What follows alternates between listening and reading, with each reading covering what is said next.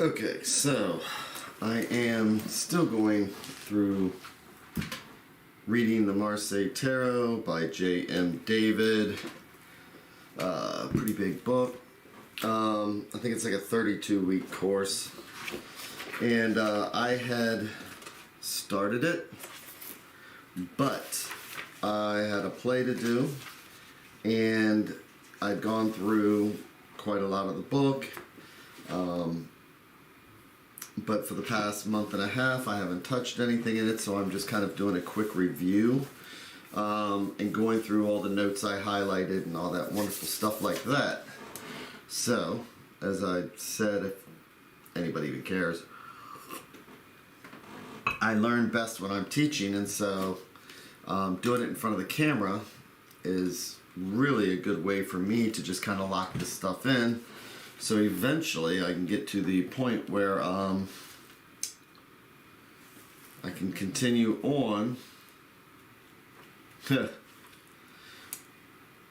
with page 311. So, let me see here. And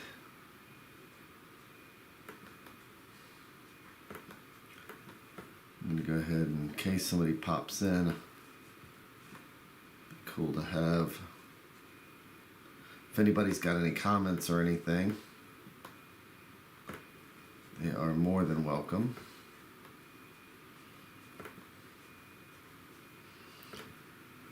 Let me open up the Facebook chat just in case. So I'm streaming to multiple locations, but Facebook chat is probably the easiest place.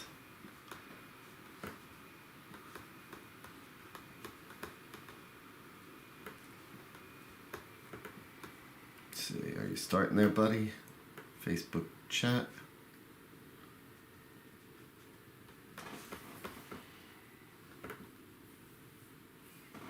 Let's just check it out.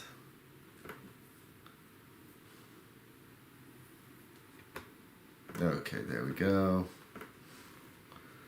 And so the comment sections is now up. Okay. That should also pull in anybody from Twitch. Someone. Okay. So anyway, I have just left off on the Lovers, card 6. And now I am going into page 189, where it's covering the virtues. And let's see what notes I have on this.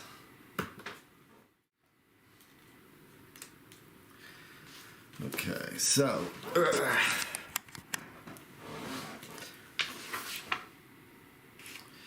consider the numbers. Okay.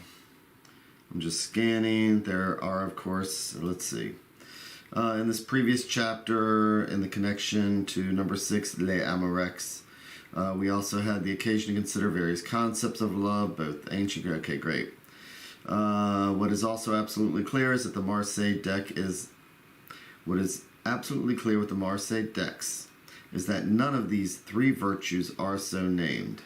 This does not mean the virtues such as agape or Chariots or love cannot be, let's see, from the images given, rather, we pursue through these sequential cards unless it's okay. There are, of course, justice, fortitude. Fortitude is strength. There's justice, fortitude, and temperance. Indeed, these are not only part of the 4 cardinal virtues on which the discourse exists since ancient Greek times, but are the 3 that form what are also specifically termed moral virtues. And he says how he'll come back to that. Goes into blah, blah, blah, Christian, Aristotelian. Okay. Aptitude. It looks like there was a lesson here that I probably, I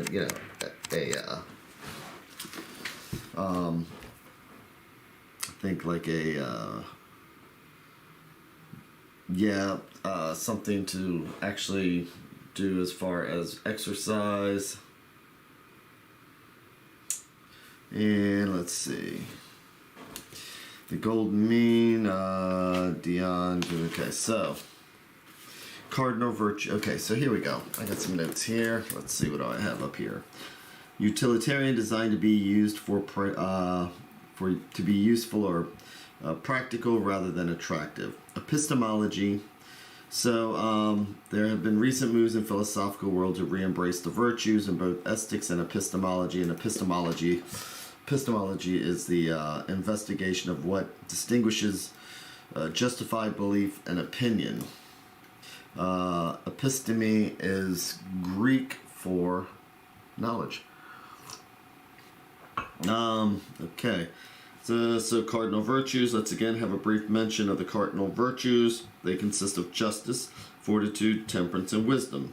In Greek, for these words do on occasion arise in tarot literature.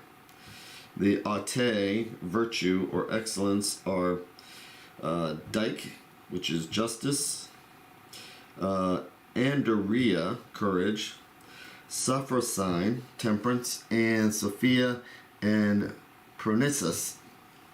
Well, how would that be? Phronesis. Pernicious, theoretical wisdom and practical prudence, distinguished in Aristotle's work. Okay. Goes into his Nicomedean ethics, which I actually read some of that.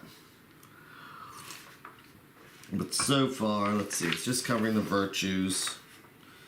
Know thyself. So far, golden mean, yes.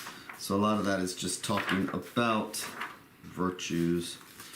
Let's consider the golden mean, okay. I'm still flipping through here. Okay, so it just went through the virtues.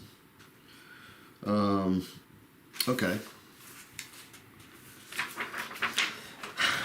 And now we're coming to the Chariot. Let's see what I have in here for the Chariot. Yeah, and this is, of course, what the Chariot looks like in the Marseille. As opposed to the Rider-Waite, it doesn't have the Sphinx, it has horses instead.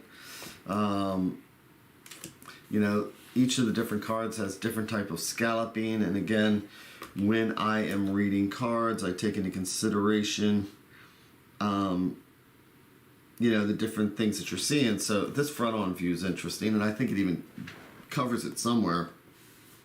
The fact how the wheels are, or you can see them like that, like it's a total head-on view.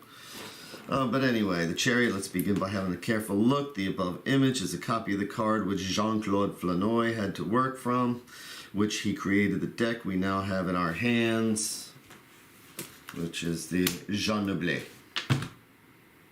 The above image is a copy of the card which Jean-Claude Flanoy had to work with, but I'll repeat my opening statement. Let's have a look at the Chariot. Not the horses, not the Chariot, simply the Chariot. Okay. And it actually goes into, and I didn't highlight it, but he just goes into just taking a look at the Chariot. Imagine the Chariot without horses or charioteer facing you as the card image. What would be apparent includes its frontal section and parts of the side wheels, which I remember reading this and he talked about that. Okay. And here we can see the Chariot, an actual Chariot. Let's see. In ancient world, of course, and he goes into the history of the chariots, who used chariots. There is a really, really good podcast. One of my favorites, as a matter of fact, and it is called The Ancients. So this podcast is pretty amazing, and they've got they've got two sections in here on Roman chariots, on chariots in antiquity, the different cultures who would use them. So I would say that, if you are interested in history and things like that, the Ancients History podcast is really, really good. And it does give you a perspective on Chariots. So anyway,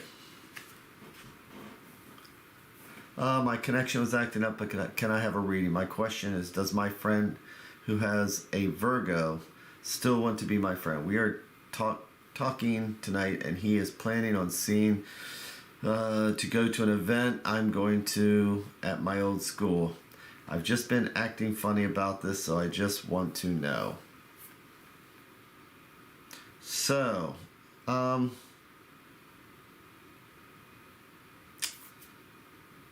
who's a Virgo still want to be my friend? So, we are talking tonight, and he is planning on to go to an event you're going to at your old school. You know what? Let's take...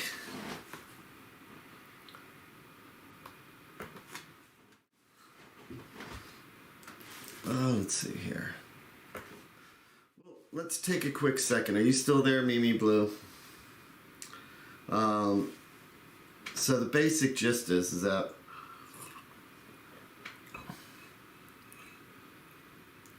you are wondering about a friendship, okay? And you're going to be going to the old school.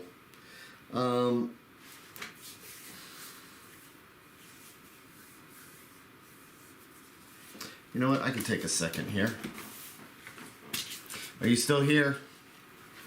You still here?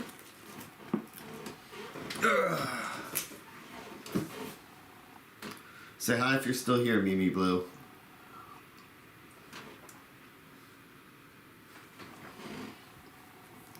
Any thoughts, Mimi Blue? You still here?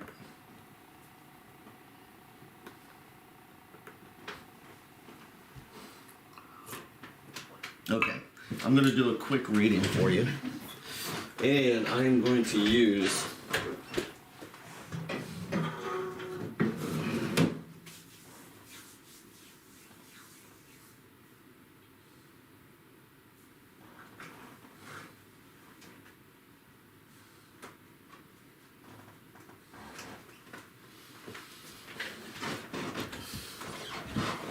so this deck is called the Anima Mundi. And I find when I'm dealing with friends or when I'm dealing... So, essentially what's going on is that, you know, the feelings behind it.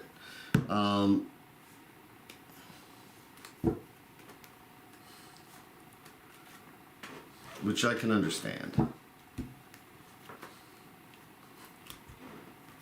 Right, Mimi Blue?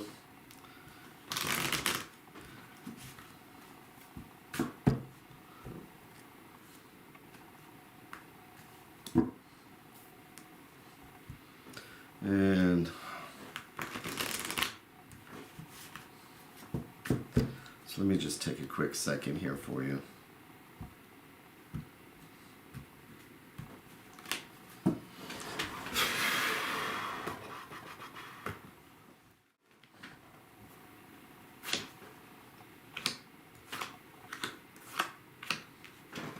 I'll do a quick 3-in-1.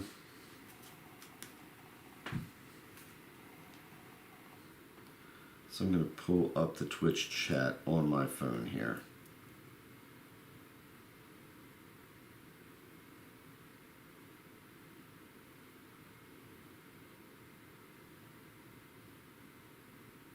There we go.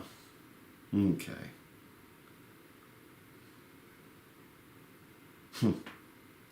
Couple other mentions there.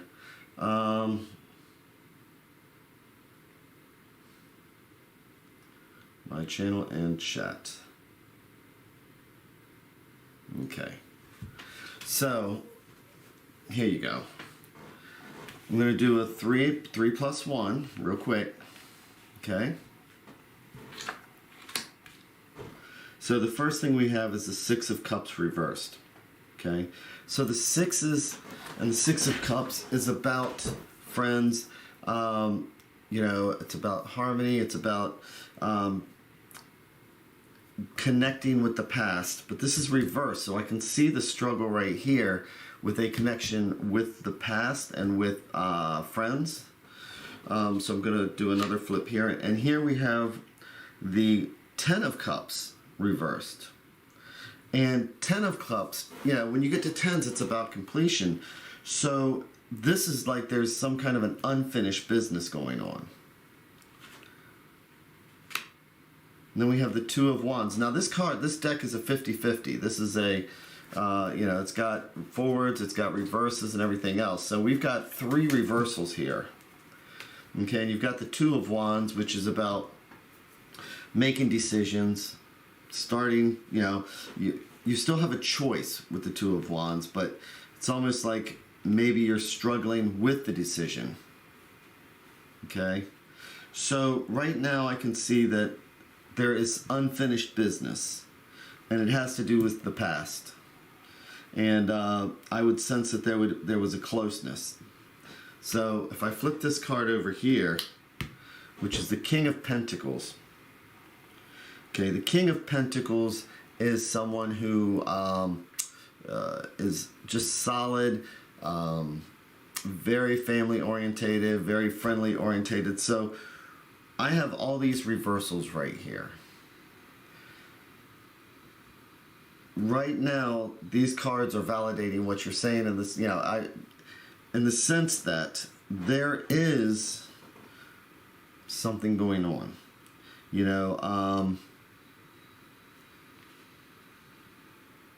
and if we're going to take the advice, and so here's what the advice is saying, is that right now there's a struggle for you to take, to grab hold of the emotions, grab hold of the feelings, and take control of them and take charge. This whole setup here is about, emotions that are just out there and feeling unfulfilled. And it's causing a struggle to make a decision. So I can see, going to an event's just acting feisty, so I just want to know. So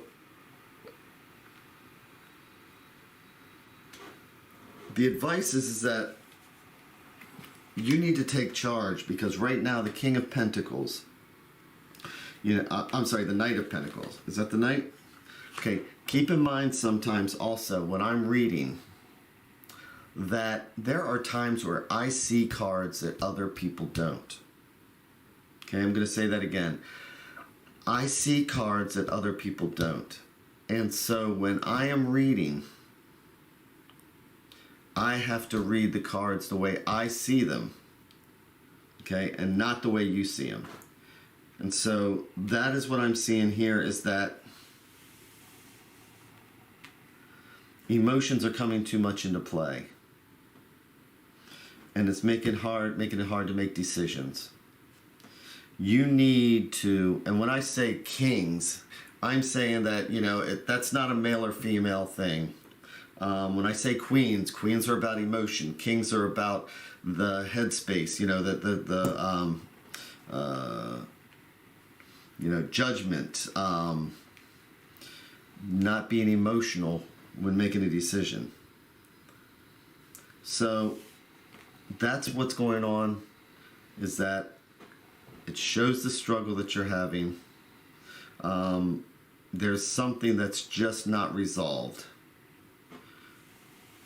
You need to turn this card over here, the Two of Wands, and this is saying that you need to make that decision, and that you need to take control of the situation. Okay? Don't let emotions and things like that get involved, because they will rule you, as opposed to, the Pentacles, which is about that steadiness. Don't let these cards and unresolved feelings rule you. Make sure you have this Two of Wands and you turn it upside down so that you are making the decision. This card means you have choices. When it's reversed, those choices are taken away from you. If you can go ahead and just take control of your emotions and be like this king, and I'm saying I understand it says knights, but I have to read with what I see. It's weird. It's just, I don't see the same cards that other people do sometimes. So you have to take control like a king. Does he hate you? Okay. So again, that's all those negative cups that are reversed. Okay. To a king, okay, to somebody who has full control of their emotions, does it matter? If you want to resolve an issue, it's up to you to be as proud as this wolf that you see here and make what you need happen. Right now, you have given up your ability to make these choices because of all these emotions. Does he hate you? A king doesn't ask that question. A king goes out and says, I am making decisions. I'm not going to let you turn the Two of Wands around on me. If you care about this person, then you need to turn the Six of Cups around. And this is your focus. This is about past. This is about friendships. Okay? The tens, when it's like not reversed, the Ten of Cups is one of the best cards you can get. It is the rainbow card. It is the card that, when you have just had that feeling of camaraderie and you're thinking, it's one of those nights where you're feeling things can't get better than this. Okay? That's what the Ten of Cups is. But your focus, since that is reversed, take charge. Make decisions, and don't let decisions be taken away from you. Period. The end. And turn the Six of Cups around. And if you need to heal something from the past, you need to do it. And you need to take control of it. Does that help?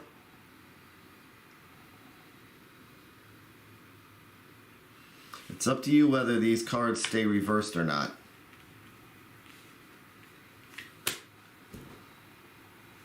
Okay. Alright, so I'm going to go back to my studying, but I just felt like I should do that for you. You can also go to MyTarot.org if you want to schedule a reading or anything like that. But I get a lot from just doing and helping people also, so that's fine too. You're very, very, very welcome, Mimi Blue. Take control. Take care of that unresolved emotional stuff. And don't rely on somebody else doing it for you. Okay, so where was I? I was with the Chariots.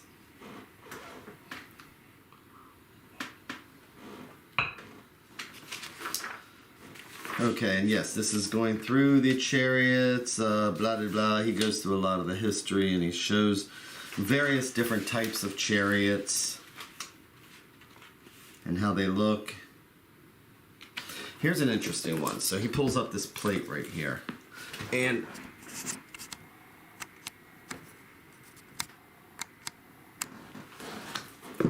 look at this. So see the chariot here? See how the horses are on the sides like this, which is like the card for the chariot.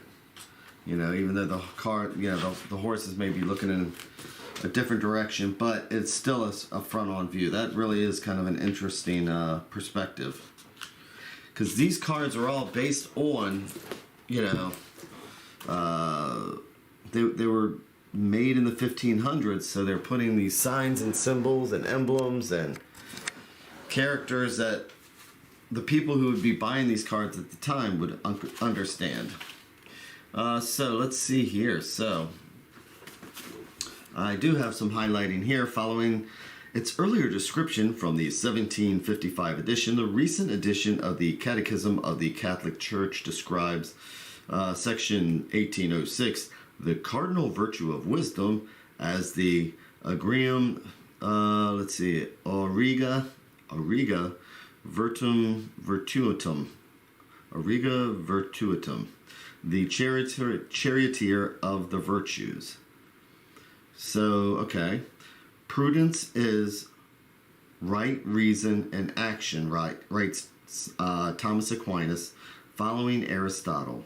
It is not to be confused with timidity or fear, nor with duplicity or dissimulation. It is called auriga virtutum, the charioteer of the virtues. It guides the other virtues by setting rule and measure. It is prudence that immediately guides the judgment of the conscience. With the help of this virtue, we apply moral principles to the particular cases without error and overcome doubts about the good to achieve and the evil to avoid. It is in large part the appellation of wisdom as the charioteer of virtues, as well as the above description or similar ones, that leads some amongst us to see in this card the otherwise unreferenced cardinal virtue of wisdom. Okay.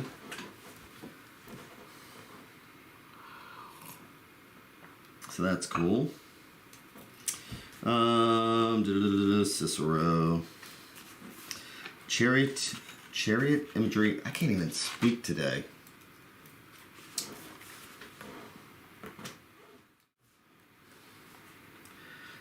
Okay, so chariot imagery in the Phaedrus. There are a few passages from various of Plato's texts with which I would suggest, okay, so he talks about that, goes into the Phaedrus as one of them, of the nature of the soul, though her true form be ever a theme of large and more than mortal discourse. Let me speak briefly and in a figure, and let the figure be composite, a pair of winged horses and a charioteer. Now the winged horses and the charioteers of the gods are all of them noble and of noble descent, but those of other races are mixed. The human charioteer drives his in a pair, and one of them is noble and of the noble breed, and the other is ignoble and of the ignoble breed. So he's reading from the Phaedrus right here, and so he's describing, according to Plato, and in the Phaedrus, the human, the human charioteer. Okay, and he goes into the history of the art on the cards, and so Plato uses horses, dark and white, to positive and negative aspects. The right-hand horse is upright, cleanly made. He has a lofty neck of honor and modesty and temperance, and the follower of true glory. He needs no touch of whip, but is guided by word and admonition only. Let's see who that was.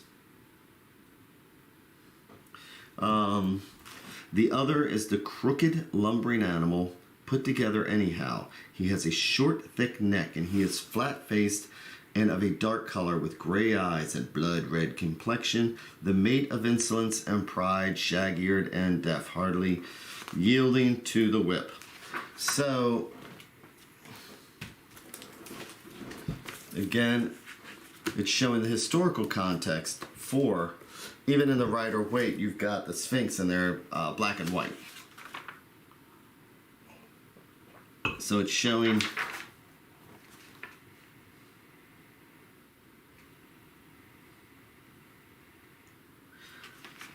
interesting. So I'm actually interested and wonder if it mentions anything why the one on the left would be, well, okay. So I guess if it's coming towards us, if it was, the charioteer doing it, then it's the horse on the right that would be the light, and the one on the left that is the dark. And I'm wondering that because obviously left is considered the negative side, right is considered the positive side. So I'm imagining this is the horse is coming towards us. I don't remember if he actually mentions anything like that. But of course he mentions in here where I have my note, where he looks, intellect, his horse look, emotions, and passions, are they under control? Okay, so, okay. So he's mentioning which direction the horses look.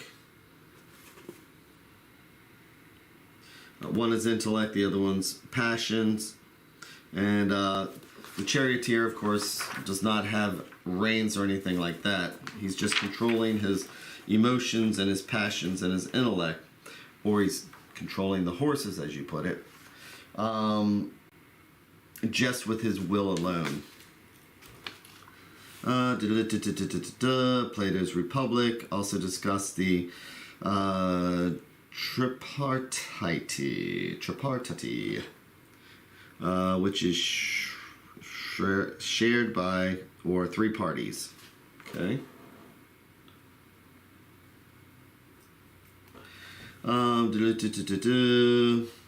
Precisely using Plato's image, looking at the Chariot card, we may begin to consider how our own passions and appetites drive us.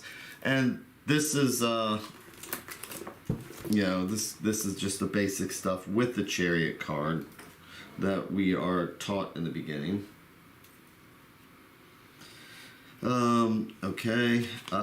Let's see. In all this, the charioteer seems to be very much at their mercy, yet a charioteer who controls not his horses seems unlikely to be able to stand with ease as he does.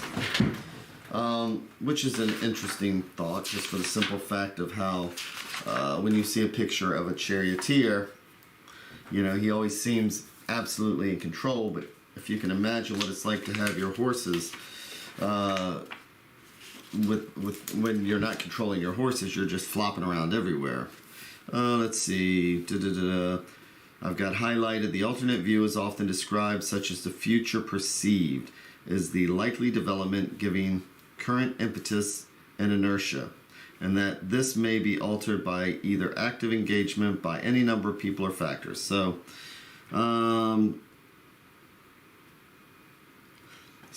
okay. So I have a note in here as we're talking about the alternate view is often described such as the future perceived, which is not fortune telling. Okay, so this is going into, are we doing fortune telling with this? And this is interesting. So think of it like this, because I do remember reading this part here.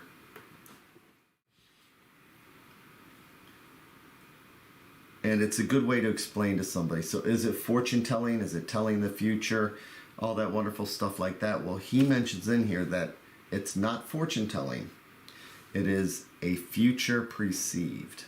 And I like that a lot. And I need to really make a note of that. As a matter of fact, let me pull out my little book here. Because that's just something that... I might have already even made a note. I doubt it. Let me see. Reverse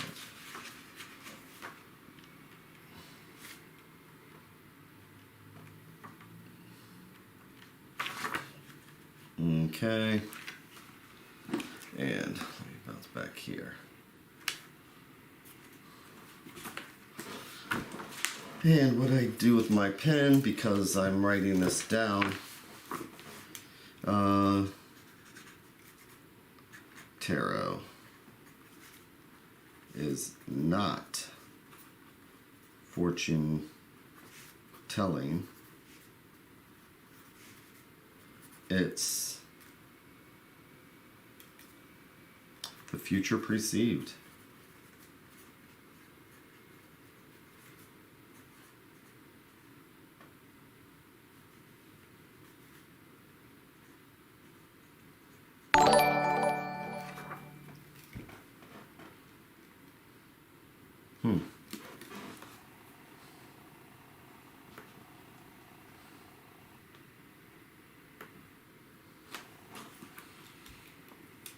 Okay.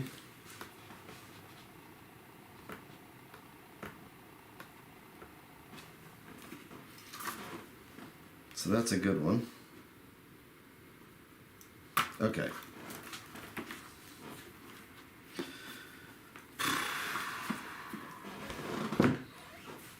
Now,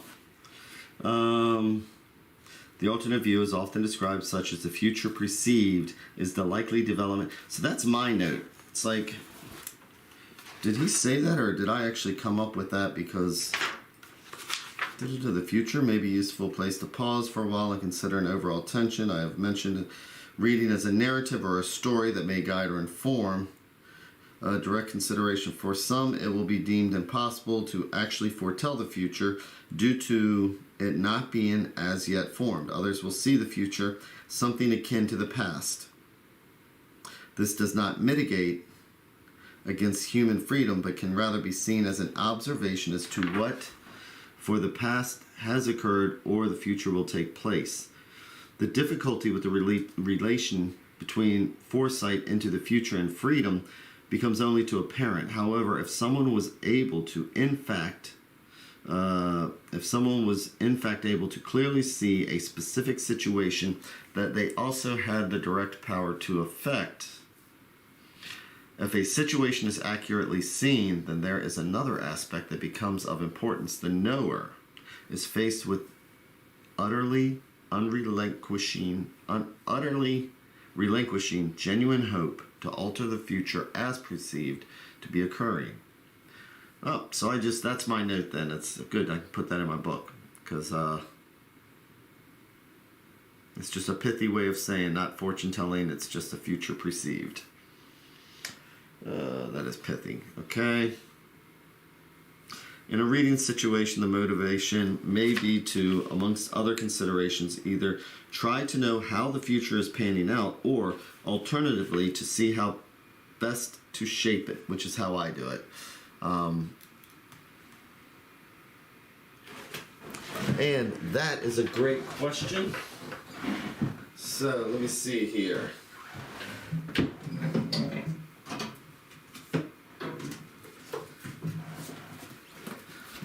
So I've just been asked if I have read by Mercutius Rex, RX. Have you read any Camilla Ellis's work? So I will tell you right now that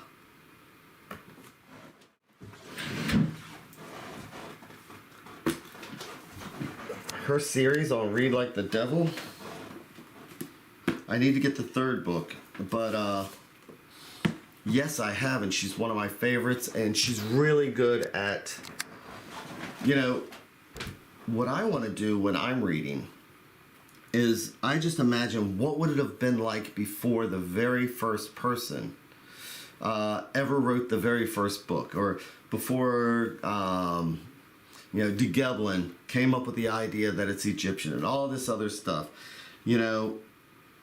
It would have just been natural for somebody to see these cards and say, I can see a picture when I lay these out.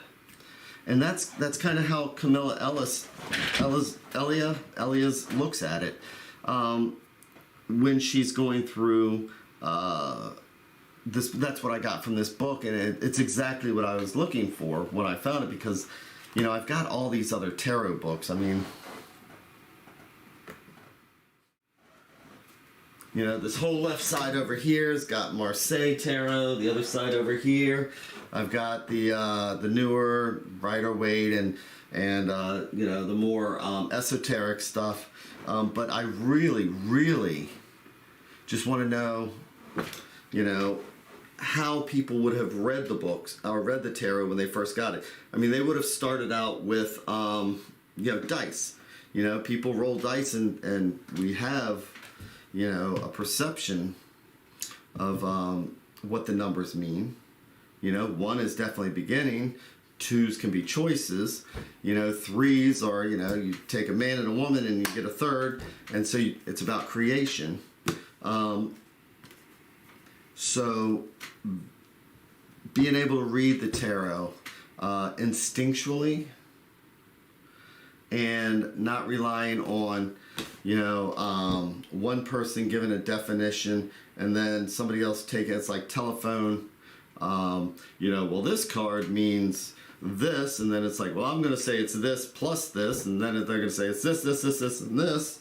And next thing you know, by the time you get to all the newer books, they are just propagating, other people's impressions and totally gone away from what the card actually means, because we're learning keywords and things like that. Your camera isn't working, by the way. My camera isn't working?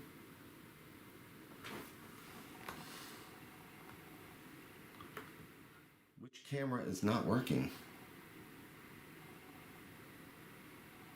I'm looking here also on Facebook Live.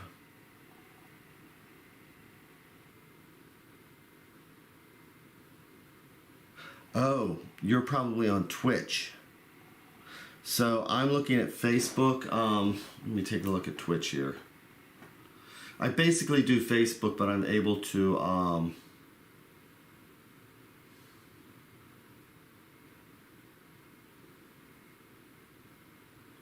okay.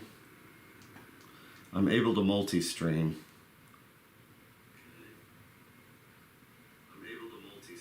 Oh, you are right. Yeah, so if you're interested, Facebook, MyTarot, and I'm drifting away from Twitch for the simple fact that Twitch seems to always have issues and things like that.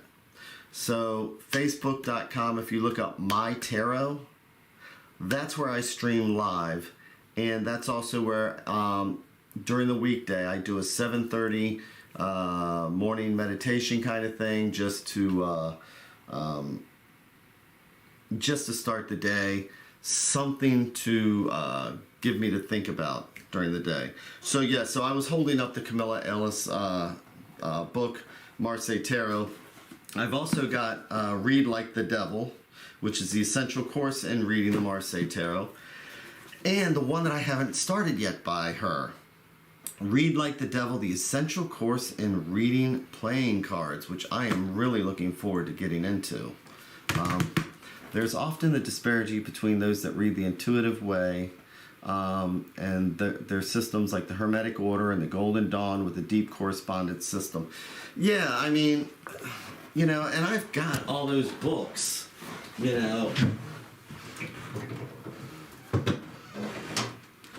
And, got the Robert Places about the tarot, magic, alchemy, and hermeticism and things like that. And, a lot of those, it helps a lot of people.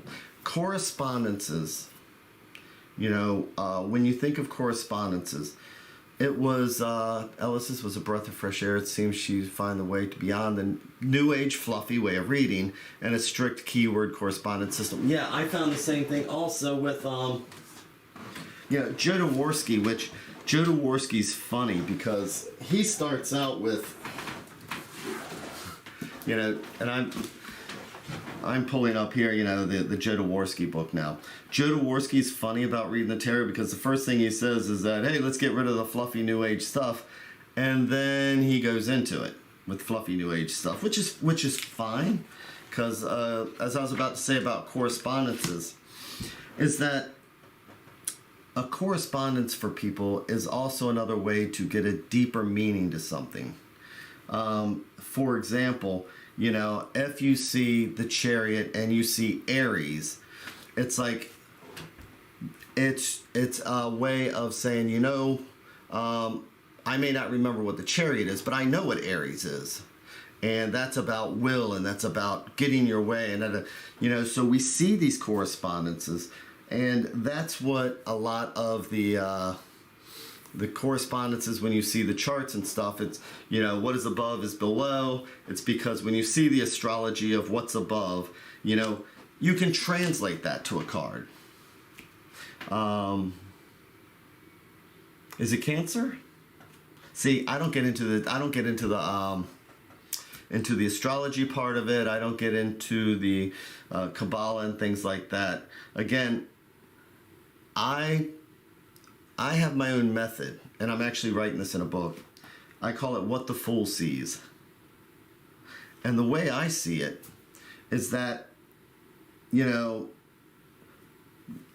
the newer reading style is the Emperor has no clothes. You know, I see the Three of Swords that Pamela Coleman Smith has, and I know she copied it from somebody else. But what does the Three of Swords going through a heart mean? Well, that's, you know, if I see three swords and they're just together, it's like they're clashing and you got one in the middle. You have two ideas and another one coming up in between. You know, it's about introducing a new idea to a situation and knowing that the swords are a hard suit, that that it might be a confrontation that's happening. So what the Fool would see is these two swords and one coming up the middle, and then he can interpret that. The Pamela Coleman Smith cards and things like that are just snapshots. They are picture postcards of just one simple moment in time. And people get stuck on that.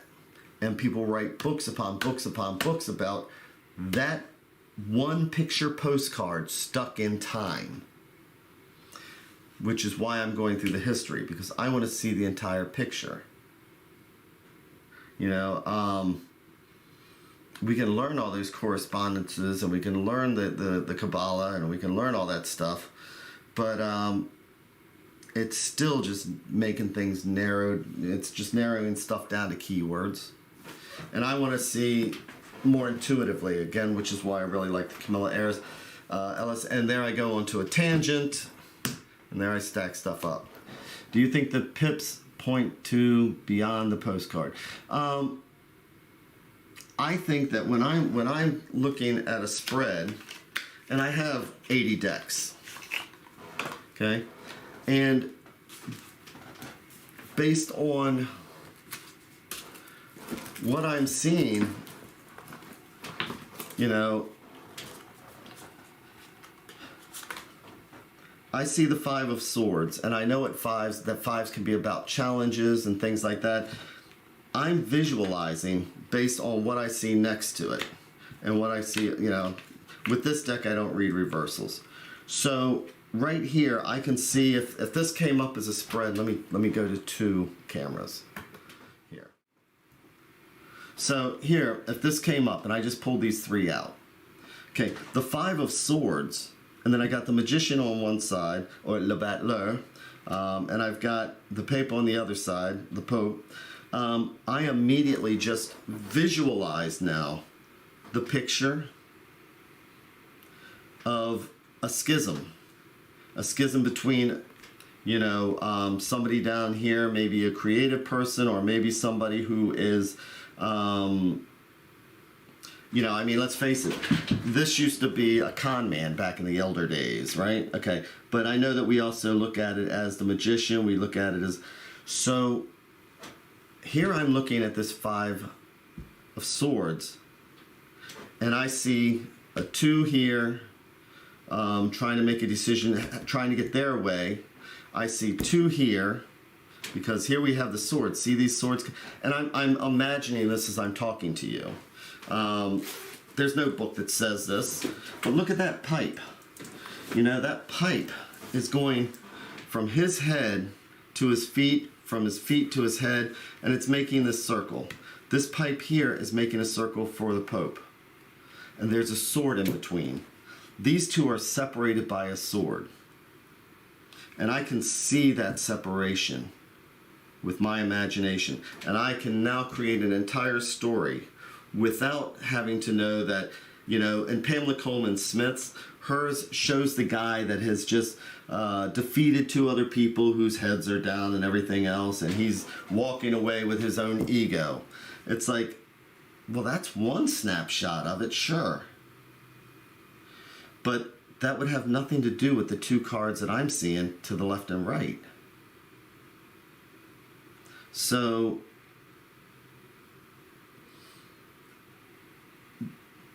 do I think the pips point to beyond the postcard? I think that the Marseilles do.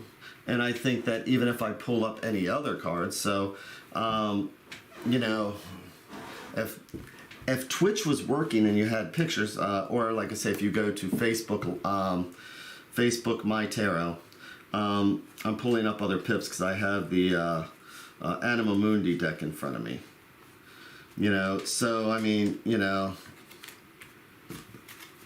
if I saw this pip card now, which is the Eight of Cups in between the Pope and the Magician, the Battler. Now, the most important thing that I'm seeing doing this is that they're not facing each other. You know, eights are about the potentials, and it's, you know, it's 2 times 4 in this solidity of heart. But I'm not seeing these two. You know, you have this older person on the right, and you have this younger person on the left. And Pamela Coleman Smith's Eight of Cups is about moving forward. You know, it shows the guy walking up the valley. But I'm looking here at the Anima Mundi, and I need to take this snapshot into consideration. And I'm seeing 4 cups on the left, 4 cups on the right, and I see a moon dividing it now. And they're not looking at each other. So I would wonder if these two people, you know, maybe one's a father figure and the other one's younger. Are they going in 2 separate directions? Is that the problem? Because they're not seeing eye to eye. It all comes down to the imagination. And that is what, when I'm teaching or when I'm learning, those are the things that I want to see. I want to see the pictures. I want to, you know, whether it's the pips or not, you know, the Marseille pips, how does that picture play into what I'm seeing?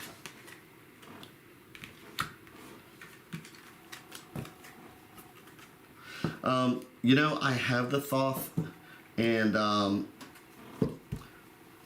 so me and a friend of mine do a 7:30 every Wednesday. He's making his own deck. And so we are going through the cards. We take an hour, and we're going through them one by one. And we just did the Pope. And so this Wednesday coming up, we're going to be doing the Lovers. So, oh, and now is it freezing here?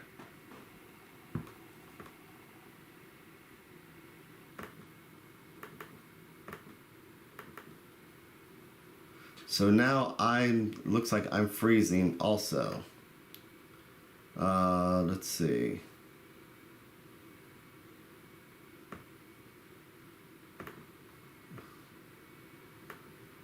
Is that somebody's dropping a hint that it's almost time for me to cut this short? Let me see if I can fix this real quick.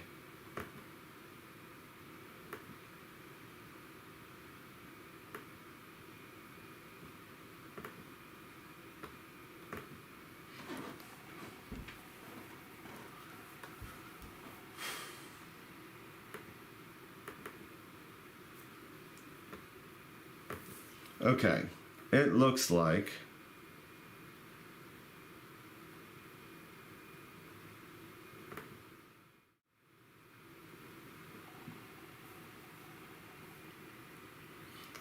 I'm starting to have issues with one of the cameras. So anyway, in case you can still hear me, and I guess this is the hint that I should go ahead and start shutting this down anyway. We do a video class every Wednesday, 7:30, and it's streaming on MyTarot on Facebook. And he is really into the Thoth deck. So the deck he is creating is absolutely, more of the esoteric, magical, however you want to put it. But that's the nature that he is into.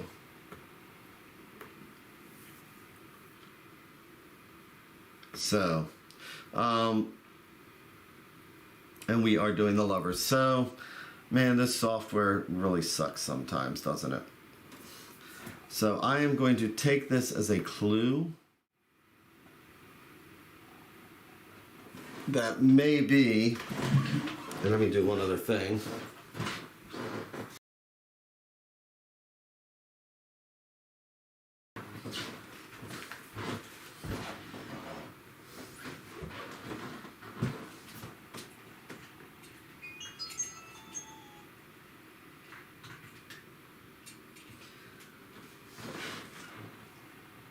Okay.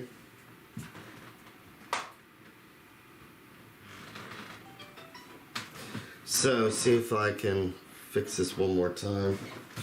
Because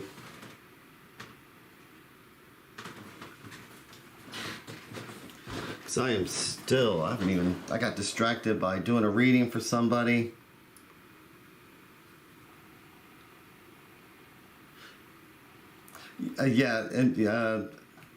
As Mercurius RX just said, interesting that that we collaborate. Well, it's funny because the main reason why we do this is because our wives got so tired of hearing us talk for hours on end at the dinner table whenever we'd get together. So what we decided to do is that we would not have any conversations about the tarot. There we go. Okay, I think I'm back. Okay, so we decided that instead of having any conversations about the tarot, we would hold off, and we were just going to do it once a week and have our conversations that way. So that's what we do, and it's really a lot of fun. So yeah, look me up on Facebook. It is a lot of fun to do that with him. Okay, so I absolutely got distracted from, oh, by the way, Mercutius, have you seen, and I'm going to, I don't know if you can see me now. I went ahead and reset everything. Let me see if Twitch, it's not come back up, is it? Twitch, it has not come back up, but on Facebook it has. Okay, so Mercurius RX. So I am going to flip here, and you can go to the Facebook. You can see this once it's back up. Once it's done, it'll be still there. But I'm going to suggest to you the book that I'm doing, which is Reading the Marseille Tarot by J.M.David. Are you familiar with that one? Because it is something like a 32-week course in reading the Marseille Tarot. 537 pages. 537 pages. Yes, J.M.David.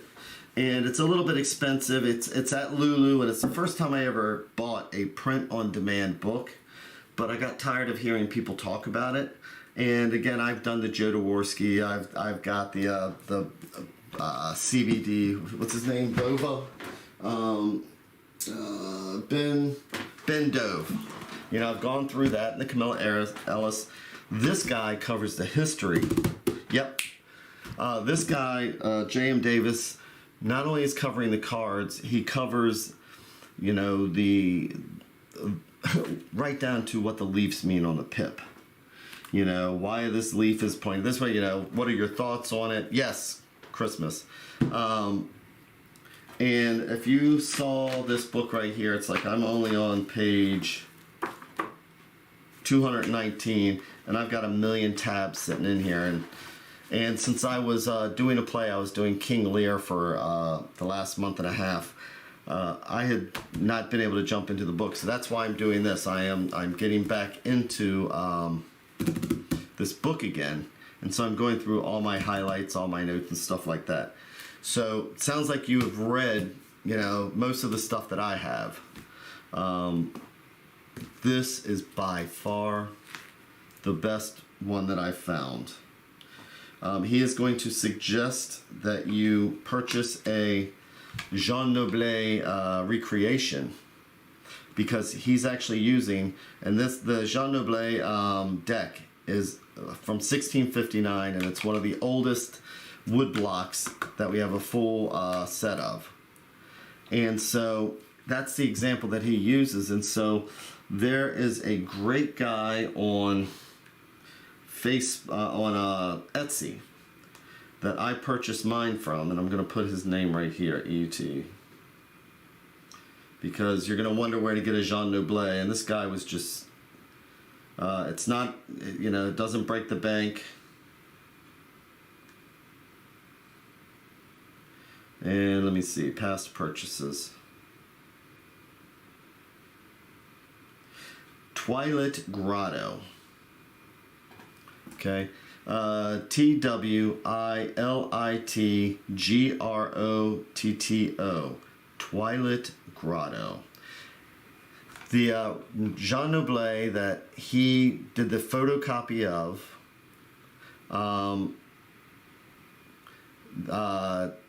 yep, I know, but the photocopy that, I mean, the copy that he used a direct copy, Twilight Grotto, not Twilight, TWILIT Grotto, TWILITGROTTO, all one word. It is a direct copy of it. He just cleaned up the edges a little bit on there, so it is a restoration deck. Really cool. Yeah, I still use the where are we at? I personally use the Conover that was made by Ben-Dove. But the one thing I hated about the Ben-Dove is like how bright they were. So I went out and I actually went through and I actually added aging to my Ben-Dove deck, and it is now my favorite deck. Oh, it's so bright. One day I may have to do a video on how I took this deck. And I mean, if you were on Facebook, you would be, because I don't think that it's working now on Twitch. But the J.M.David's book is the bright white, the same white that the Ben-Dove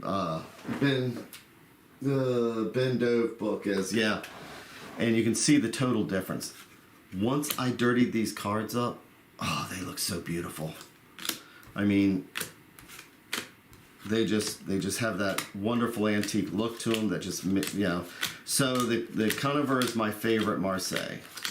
And this one here, especially since I spent probably about 8 hours redoing these. So I've touched these decks. I handled them to get its own unique look. It is by far my favorite.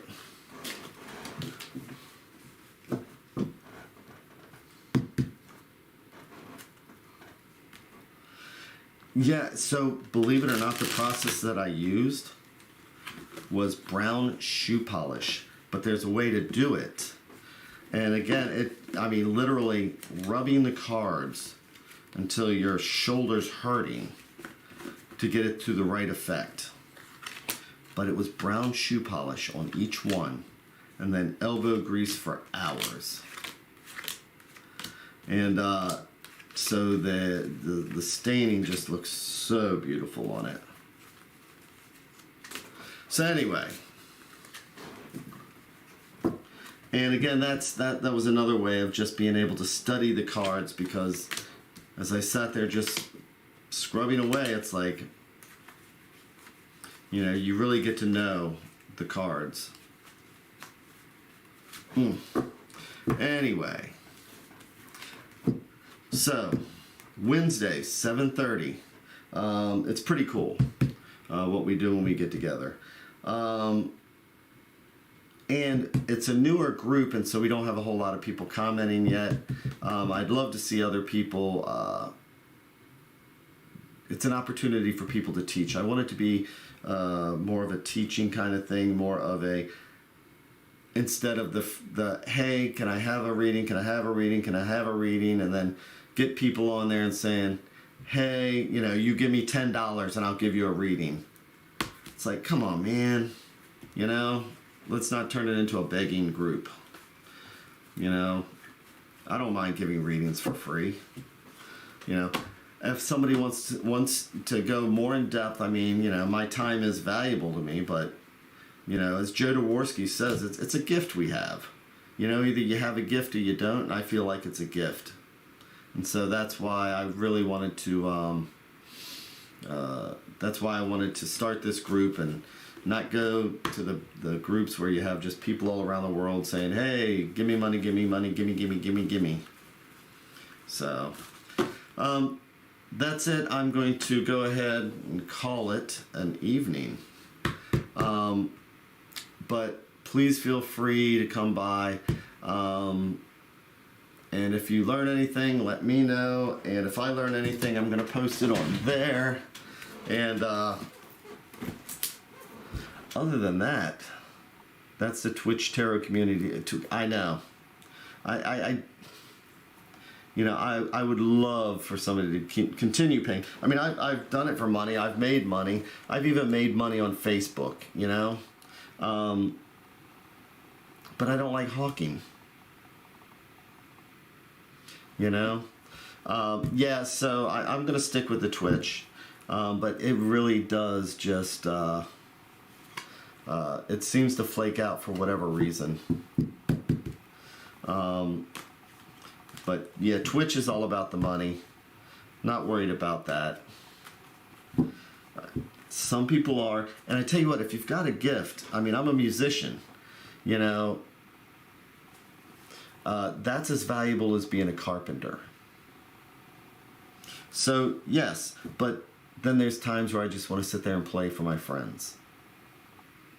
And that's the kind of community I want to build is, you know, if you are an artist and you are a tarot reader, you deserve everything that you get. And yes, your time is valuable, you know, but there's a time and a place, right? So, cool. God, I started, quite a while ago. I am the musical director for a Shakespeare company here in Baltimore, Maryland, and as a guitarist and a musician. And so I get to do the musical for it, and I do the pre-shows and the intermission, and definitely a passion. So, cool. I hope you come by, man. You know? And so I'm going to go ahead and call it an evening. My wife's going to be home here soon anyway. My partner, girl of my dreams. So, yeah. And I hope that me going through this book, I hope other people get something from it again. No reason for me to just do it by myself. I really do learn by teaching anyway. So, I want to say thanks because I see that we have some other people out there. Yeah, so I want to say thanks for just visiting, and if there's any questions or anything, you can go to the Facebook group. You can post it there. If you got anything you want to share, Facebook, MyTarot, and 7:30 every morning during the weekday, I do the meditations, and I just share that also. So take care, and thanks a lot for everything. Bye, everybody.